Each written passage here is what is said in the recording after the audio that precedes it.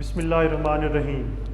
My name is engineer Farogh Ali Shah और आज हमारा मैकेनिक्स 2 का लेक्चर है, लेक्चर 10। तो आप सब लोगों के लिए बड़ी खुशी की बात है, वो ये है कि आप लोगों का कोर्स जो है वो यहाँ पर आज ख़त्म हो रहा है और इसके बाद हमारे शुरू होंगे प्रैक्टिकल्स। तो कोशिश करेंगे हम लोग के तकरीबन 6 से 7 प्रैक्टिकल्स कवर करें और आई होप कि वो इंशाल्लाह 2 लेक्चर्स के अंदर कवर हो जाएंगे प्रैक्टिकल्स। तो बहरहाल जो कोर्स कंटेंट था वो तो आज ख़त्म हो जाएगा और उसके बाद फिर प्रैक्टिकल्स हैं। प्रैक्टिकल्स हम लोग क्योंकि प्रैक्टिकली तो कर नहीं रहे, बट आपको आइडिया होना चाहिए कि प्रैक्टिकल्स कैसे हो रहे होते हैं और एक्सपेरिमेंट्स में हम लोग क्या क्या कर रहे होते हैं और बेसिकली क्या हम लोग फाइंड करना चाह रहे होते हैं। इसी के साथ साथ आप लोगों का जो मिड एग्ज़ाम्स हैं वो असाइनमेंट बेस्ड हैं, तो वो मैंने बना दिए और आप लोगों को ये उसमें बेनिफिट है कि आप लोग बुक्स खोलेंगे और उसको सॉल्व करेंगे। लेकिन उसमें आप लोगों ने ये ख्याल करना है, क्योंकि मुझे अंदाज़ा था कि ऑनलाइन ही होंगी चीज़ें और ऑनलाइन अल्टीमेटली आप लोगों के लिए बेनिफिशियल इस लिहाज से है कि आप लोगों के पास हर चीज़ अवेलेबल होगी, आपने देखना है और उसका देख के ही राइटअप करना है। तो राइटअप जो आपका होना चाहिए वो ज़्यादा होना चाहिए। अगर मैंने एक्सप्लेनेशन किसी चीज़ की मांगी है तो मुझे कंप्लीट एक्सप्लेनेशन चाहिए। आई डोंट केयर कि आपके 3 सफ़े लगते हैं, 4 सफ़े लगते हैं या 10 सफ़े लगते हैं एक क्वेश्चन पर, बट मुझे उस एक एक क्वेश्चन की फुल एक्सप्लेनेशन चाहिए ताकि मुझे ये पता चल सके कि आप लोग जो हैं वो कहीं ना कहीं कुछ ना कुछ आप लोगों को समझ आई है। क्योंकि जब इंसान लिख रहा होता है तो वो कहीं ना कहीं चीज़ें समझ आ रही होती हैं। तो बेसिकली हमारा मकसद जो है यहाँ पर वो यही है कि आप लोगों तक कुछ ना कुछ कन्वे हो at the end of this semester और at the end of this course. At least कुछ ना कुछ आप लोगों के माइंड में हो कि यार हम लोगों ने मैकेनिक्स 2 पढ़ा था, उसके अंदर ये चीज़ें हम लोगों ने कवर की थी और आपको वो याद रहें चीज़ें कुछ ना कुछ। तो टाइम वेस्ट नहीं करते, लेक्चर 10 की तरफ जाते हैं। और आज का लेक्चर जो है वो आज हमारा है भी छोटा सा लेक्चर, बहुत बड़ा लेक्चर नहीं है। और आज जो है आप लोगों का क्विज़ भी था, क्विज़ मैंने लिया है और उसमें खैर 2 बच्चियों ने अच्छा परफॉर्म किया। महम ने बहुत अच्छा परफॉर्म किया था और उसके साथ उनसा ने बहुत अच्छा परफॉर्म किया है। और उसके बाद आई थिंक शकीला थी जो नहीं आ सकी थी, उनके इंटरनेट का प्रॉब्लम था, तो I called her on WhatsApp और वहाँ पर मैंने उनका क्विज़ लिया और उन्होंने मुझे भी ज़बरदस्त किस्म के आंसर्स दिए। तो तैयारी थी उनकी कहीं ना कहीं। इट्स ओके कि अगर उन्होंने एक पेज के ऊपर लिखी हुई थी ऑलरेडी चीज़ें और वो सामने लेकर बैठी थी, तो ये भी बड़ी बात है कि आप लोगों ने इतनी स्ट्रगल तो की है, लिखने की जहमत की है। बट दूसरी बात यह है कि क्योंकि मेरा फोकस हमेशा फार्मूलाज पर ही रहता है, क्योंकि एज एन इंजीनियर हम लोग डेफिनेशंस पर गौर नहीं करते, हम लोग फार्मूलाज को ही देख रहे होते हैं। बट यह है कि आप लोग थ्योरी को मत भूलें। अब जिस तरह स्केप वेलोसिटी का मैंने सबसे पूछा, मतलब 2-4 लोगों से पूछा, तो स्केप वेलोसिटी का उन्हें फार्मूला तो आ गया बट उन्हें उसकी डेफिनेशन नहीं आई। तो इस तरह भी मत करें, एटलीस्ट आपको डेफिनेशन आनी चाहिए। एक्चुअली डेफिनेशन जो है वो बेसिकली फार्मूला की एक्सटेंशन होती है। आप उस फार्मूला को अपनी ही इंग्लिश के अंदर एक्सप्लेन कर दें और वो आपकी डेफिनेशन हो जाएगी। सही है। तो आज हमारा जो एजेंडा है वो वही चीज़ें हैं जो आप लोग पहले कवर कर चुके हैं फिज़िक्स में। बर्नौलीज़ इक्वेशन आप देख चुके हैं, विस्कोसिटी को आप पहले देख चुके हैं और पॉइज़ी लॉ, और आई थिंक पॉइज़ी लॉ को भी आप लोग देख चुके होंगे। नहीं देखा तो फिर आज देख लेंगे हम लोग। सबसे पहले चलते हैं हम बर्नौली इक्वेशन की तरफ। अच्छा जी, तो आज स्लो पढ़ने की कोशिश करेंगे ताकि आपको चीज़ों की समझ भी आए, और दूसरा ये है कि समझ तो आपको तभी आएगी जब आप लोग खुद पढ़ेंगे। अच्छा जी, खैर सबसे पहले तो आप फिगर 14.19 देखेंगे कि ये क्या चल रहा है। यहाँ पर हम देख रहे हैं कि हमारे पास 2 फिगर्स हैं, ए और बी। तो fluid flow at a steady rate through a length L of a tube. एक ट्यूब है जिसकी लेंथ जो है वो एल है, from the input end to output. अच्छा जी, अब यहाँ पर क्या है, जो इनपुट एंड है वो उसका ये है, ये आपको नज़र आ रहा है और ये आपको आउटपुट नज़र आ रहा है। इसी तरह ये देख रहे हैं ना, ये इनपुट है और ये आउटपुट है। तो फ्रॉम टाइम जो है उन्होंने टाइम का बताया हुआ है for T plus delta T, तो वो जो न्यू टाइम है उसका मूव करने का फ्लूइड वो है। और बी में क्या है, the amount of fluid shown in purple enters the input and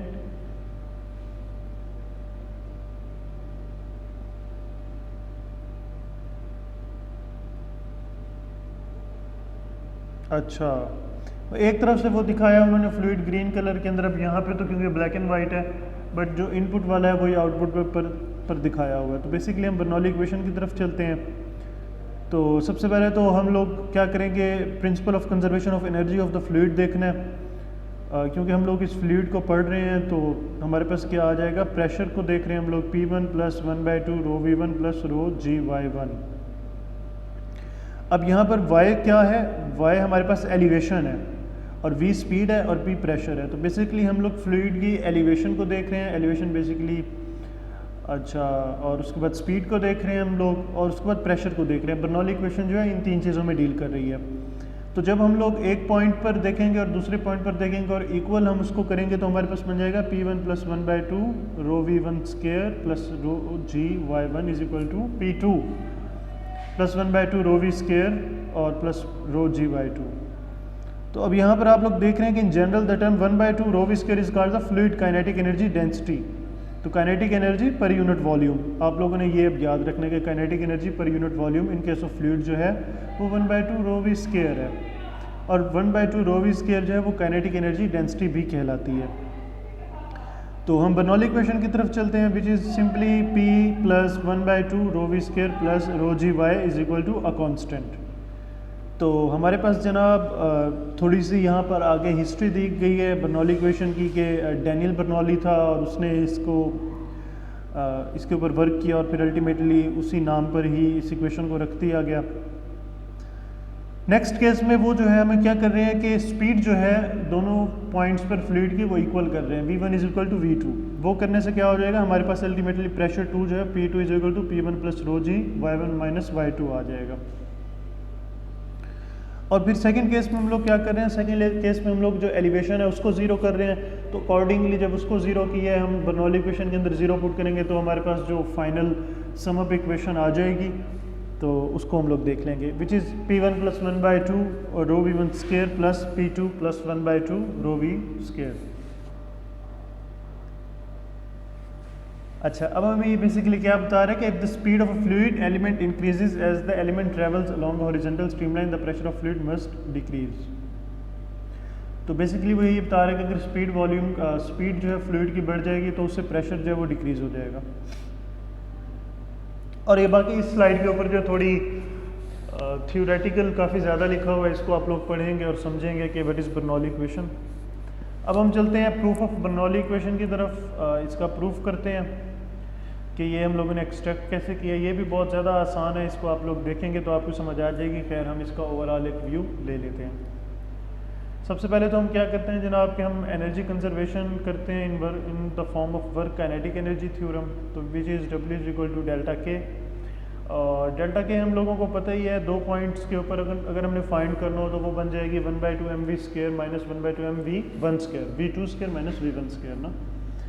तो इसके अंदर अब m जो है वो हमें पता है रो भी है, अगर डेंसिटी की फॉर्म में हम लेके जाएं तो वैल्यू हमारे पास आ जाएगी 1/2 रो डेल्टा V, और इन ब्रैकेट्स आ जाएगा V2 square minus V1 square. अब क्योंकि हम लोग ऊपर पढ़ चुके हैं W is equal to delta K, तो यहाँ पर अब हम लोग देखेंगे क्योंकि फ्लूइड है और ग्रेविटी भी वर्क कर रही है, तो अब हम वर्क को देखेंगे work in sense of gravity, work in form of gravity. ठीक है, तो ग्रेविटेशनल फोर्स आ जाएगी वो simply WG is equal to mg y2 minus y1 हो जाएगा। यहाँ पर फिर से हम लोग m जो है उसको रो भी पुट करेंगे, तो अल्टीमेटली हमारे पास, अब हम आगे चलते हैं, आगे जाकर हम लोग फोर्स को फाइंड करते हैं। फोर्स जो है वो डेल्टा x है, तो फोर्स जो है वो इज इक्वल टू PA भी है, ये भी फॉर्मूला हम लोग पढ़ चुके हैं। तो यहाँ से भी हमने P डेल्टा V को एक्सट्रैक्ट कर लिया।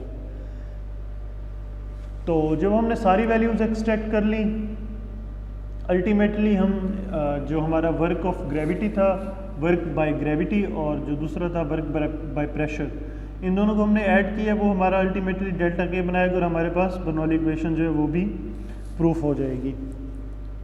ये आप लोग खुद सॉल्व कर लेंगे, बहुत ही आसान है, नहीं समझ आएगी तो फिर मुझसे पूछेंगे। अगर आप लोगों को चीज़ें समझ ना आ रही हों और मैं अनअवेलेबल हूँ तो फिर एक दफ़ा दोबारा से उसको पढ़ा करें, और अगर फिर भी समझ नहीं आई तो फिर दोबारा से पढ़ें। आई एम श्योर कि जब 3 दफ़ा आप एक चीज़ को बार बार पढ़ लेंगे, 3 बार, तो आपको वो समझ आ जाएगी। अगर फिर भी समझ नहीं आएगी तो फिर आप मुझसे पूछ सकते हैं। तो अब हम सैम्पल प्रॉब्लम को भी देख लेते हैं बर्नौली इक्वेशन की।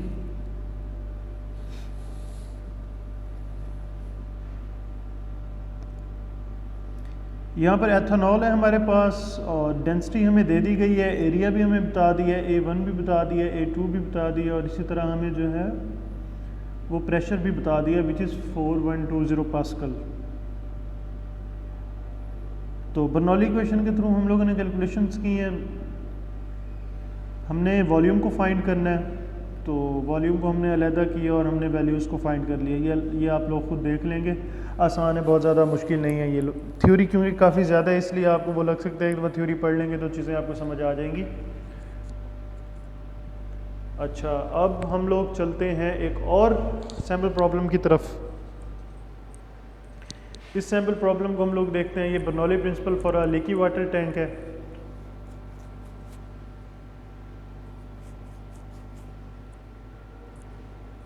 इसके अंदर बेसिकली क्या है कि in the old west desperado fires a bullet into an open water tank.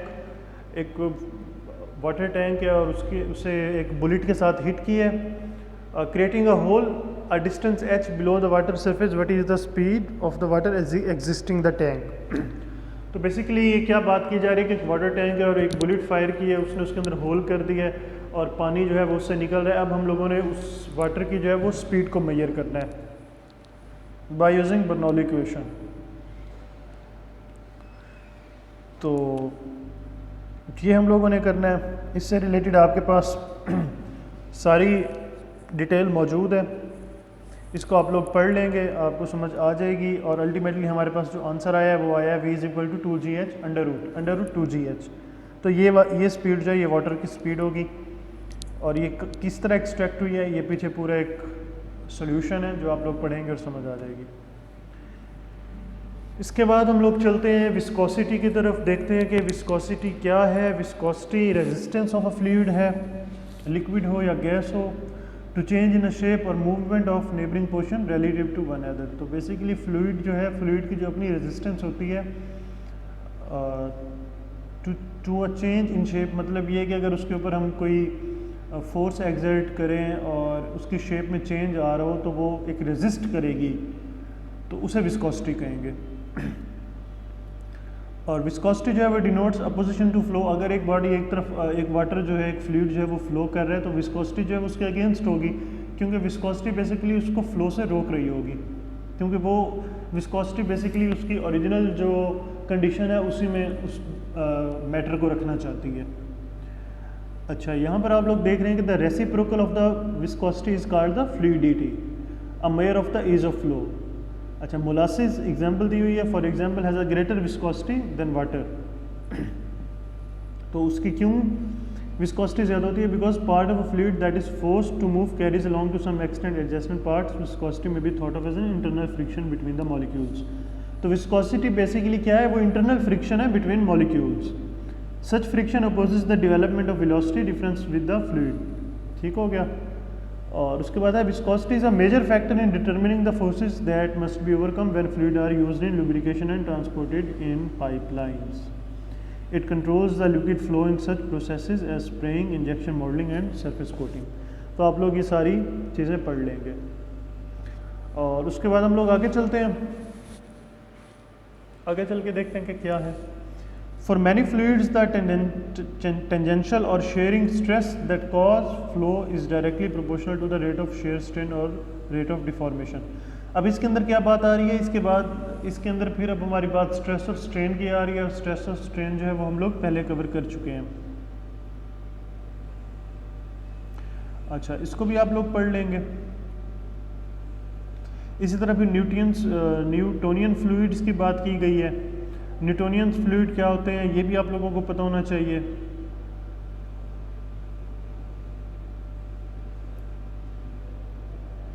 और डायमेंशंस जो हैं वो डायनामिक वेलोसिटी की बताई हुई है, force multiply by time into area divided by area. और यूनिट विस्कोसिटी का क्या है? वो है न्यूटन सेकंड पर स्क्वायर मीटर, या फिर इसको एक्सप्रेस किया जाता है पास्कल सेकंड के अंदर in SI units. SI units के अंदर पास्कल सेकंड है। और इसी तरह फिर नीचे एग्जांपल दी हुई हैं कुछ, ये भी आप लोग कवर कर लेंगे। अब एप्लीकेशंस हैं, for some applications the kinematic viscosity is more useful than the absolute और डायनामिक विस्कोसिटी। अब विस्कोसिटी की डिफरेंट टाइप्स भी आ रही हैं, एक काइनेमेटिक विस्कोसिटी है, एक डायनामिक विस्कोसिटी है और एक एब्सोल्यूट विस्कोसिटी है। तो इनकी डेफिनेशंस जो है आप लोग गूगल के ऊपर सर्च करेंगे और अपने नोट्स के अंदर मेंशन करेंगे कि विस्कोसिटी की इन टाइप्स कौन कौन सी हैं, काइनेमेटिक है, डायनामिक है, एब्सोल्यूट है, और फिर इनका आप फार्मूला देख लेंगे और डेफिनेशंस भी लिख लेंगे। और फिर आप लोग देख रहे हैं ना कि यूनिट्स जो है वो भी चेंज है। अब जिस तरह the unit of kinematic velocity is the centimetre gram second CGS system, ठीक है, called the strokes in Britain and the stroke in the US। और ये आफ्टर ब्रिटिश फिजिसिस्ट दिया गया था सर जॉर्ज गैब्रियल, तो उसी के ऊपर है। तो स्ट्रोक डिफाइन क्या होता है, एज 1 सेंटीमीटर स्क्वायर्ड पर सेकेंड, सेंटीमीटर स्क्वायर पर सेकेंड। अच्छा जी, अब पॉइज़ी इक्वेशन की तरफ हम लोग आते हैं। पॉइज़ी इक्वेशन को थोड़ा देखते हैं कि पॉइज़ी इक्वेशन क्या है। सबसे पहले तो हम लोग देखते हैं कि non ideal fluid dynamics, the Hagen Poiseuille equation also known as Hagen Poiseuille law, Poiseuille law और Poiseuille equation is a physical law that gives the pressure drop in an incompressible and Newtonian fluid in a laminar flow flowing through a long cylindrical pipe of a constant cross section. तो basically ये क्या कर रहा होता है, हमें pressure drop के बारे में बता रहा होता है किसी भी इनकम्प्रेसिबल न्यूटोनियन फ्लूइड और लैमिनर फ्लो के अंदर ऐसा कोई फ्लूइड जो है वो होगा, तो प्रेशर ड्रॉप जो होगा उसको ये बता रहा होता है हमारा पॉइज़ी इक्वेशन। बेसिकली पॉइज़ी इक्वेशन की जो एप्लीकेशन है वो मेडिकल के अंदर है, और जो डॉक्टर जो है वो पॉइज़ी इक्वेशंस को पढ़ रहे होते हैं। It can be successfully apply to air flow in lung alveoli. तो लंग एल्विलॉय के अंदर जितना भी फिनोमेना हो रहा था वो पॉइज़ी इक्वेशन के थ्रू कर रहे होते हैं, और फिर इसीलिए जो है ना, अब आप आगे देखेंगे, और flow through a drinking straw और थ्रू अ हाइपोडर्मिक नीडल। तो बेसिकली ये मेडिकल टर्म्स हैं और उसी के अंदर ही यूज़ हो रहा होता है। तो बताया गया कि ये जीन लियोनार्ड मैरी पॉइज़ी था इन 1838, और गॉथिफ हेनरिक लुडविग हैगन था, और उन्होंने ये काम किया था उसके ऊपर। उसके बाद फिर एजम्पशंस हैं। एजम्पशंस इक्वेशन की क्या है कि फ्लूइड जो है वो इनकम्प्रेसिबल होगा, न्यूटोनियन होगा। न्यूटोनियन फ्लूइड बेसिकली वो होता है जो न्यूटन लॉ जो है उसको अप्लाई, उसके ऊपर वो एप्लीकेबल होता है, फ्लूइड के ऊपर एप्लीकेबल होता है, मतलब वो उसको फुलफिल कर रहा होता है न्यूटन लॉ की नीड्स को, वो फ्लूइड। और फ्लूइड जो वो लेमिनर होगा, लेमिनर से मुराद ये है कि हर पॉइंट पर उसकी वेलोसिटी जो है वो सेम होगी। ये अब हम सब लोग एजम्पशंस कर रहे हैं। और फिर इसी तरह सारी आगे डिटेल्स बताई गई हैं, ये डिटेल्स आप लोग जो है पढ़ लेंगे। इम्पॉर्टेंट डिटेल्स हैं ये सारी, तो इनको आप लोग लाजमी देखेंगे। ये इक्वेशन है, इस इक्वेशन को हम लोग देख लेते हैं। ये है हमारे पास Poiseuille equation which is delta P is equal to 8 mu L Q over pi R 4। और अगर हम इसको ए के एरिया के सेंस में देखेंगे तो आर की बजाय वो ए हो जाएगा, तो हमारे पास बन जाएगा 8 pi mu L Q over A square. अब यहाँ पर इसमें डेल्टा पी क्या है, प्रेशर डिफरेंस है बिटवीन टू एंड्स। लेंथ जो है वो लेंथ ऑफ अ पाइप है, म्यू है डायनामिक विस्कोसिटी, क्यू जो है वो है वॉल्यूमेट्रिक फ्लो रेट, आर जो है वो पाइप ऑफ रेडियस है, ए जो है वो क्रॉस सेक्शन ऑफ पाइप है।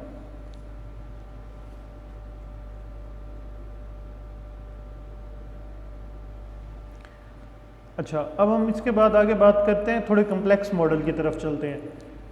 अब ये जो पॉइज़ी इक्वेशन है इसकी लिमिटेशंस हैं। The equation fails in the limit of low viscosity wide और शॉर्ट पाइप। तो जहाँ पर विस्कोसिटी लो होगी फ्लूइड की और पाइप जो है वो या बहुत ज़्यादा शॉर्ट होगा या बहुत ज़्यादा वाइड होगा, तो वहाँ पर पॉइज़ी इक्वेशन काम नहीं करेगी। क्यों? उसकी रीज़न ये है कि लो विस्कोसिटी और वाइड पाइप जो है वो टर्बुलेंट फ्लो अकर करते हैं, जबकि पॉइज़ी लॉ के अंदर हम लोग देख चुके हैं कि हम लेमिनर फ्लो को देख रहे हैं। लेमिनर फ्लो वो होता है कि हर पॉइंट पर सेम वेलोसिटी, और टर्बुलेंट फ्लो वो होगा कि जो अनबैलेंस है, जिसकी वेलोसिटी हर पॉइंट पर सेम नहीं है। तो तब क्या करते हैं हम लोग, तब डार्सी वेस्टबैक इक्वेशन है उसके थ्रू हम लोग इन चीज़ों को सॉल्व करते हैं। तो वो क्या इक्वेशन है, वो इक्वेशन आपके पास है delta P is equal to 1/2 rho V square, हम जानते ही हैं। तो 1/2 रो और v की जगह आ जाएगा Q max over pi R square. तो क्यू मैक्स को अलहदा किया तो वो बन जाएगा pi R square under root 2 delta P over rho. ये हमारे पास इक्वेशन बन जाएगी। तो ये इक्वेशन तब काम आ जाएगी कि जब टर्बुलेंट फ्लो है, और जब टर्बुलेंट फ्लो नहीं होगा और लेमिनर फ्लो होगा और हमें प्रेशर डिफरेंस फाइंड करना होगा तो हम पॉइज़ी इक्वेशन को यूज़ कर लेंगे। विस्कोसिटी हम लोगों ने देख लिया। विस्कोसिटी बेसिकली जो है वो रेजिस्टेंस है किसी भी फ्लूइड की। फिर डिफरेंट टाइप्स देखी हम लोगों ने, डायनामिक टाइप को देख ली है, और उसके बाद हम लोगों ने काइनेमेटिक टाइप को देख ली है, और उसके बाद हम लोगों ने ये स्ट्रेस और स्ट्रेन का भी पढ़ लिया कि क्या विस्कोसिटी के साथ कनेक्शन है। इसके साथ बर्नौली इक्वेशन को हम लोगों ने देख लिया है, कुछ सैम्पल प्रॉब्लम्स को देख लिया है, प्रूफ ऑफ बर्नौली इक्वेशन देख लिया हम लोगों ने कि वो कैसे होगा। और बर्नौली इक्वेशन को सबसे पहले देख लिया कि बर्नौली इक्वेशन है क्या और क्यों काम आ रही होती है। तो आज के लिए इतना ही लेक्चर। इंशाल्लाह ज़िंदगी रही तो नेक्स्ट लेक्चर में मुलाकात होगी। आज हमारा जो है वो ख़त्म हो गया कोर्स कंटेंट। अब हम प्रैक्टिकल्स की तरफ चलेंगे, लैब के पार्ट की तरफ चलेंगे, और इंशाल्लाह होपफुली 2 से 3 लेक्चर्स में वो भी हम इंशाल्लाह कवर कर देंगे। आज के लिए इतना ही। इंशाल्लाह नेक्स्ट लेक्चर में मुलाकात होगी।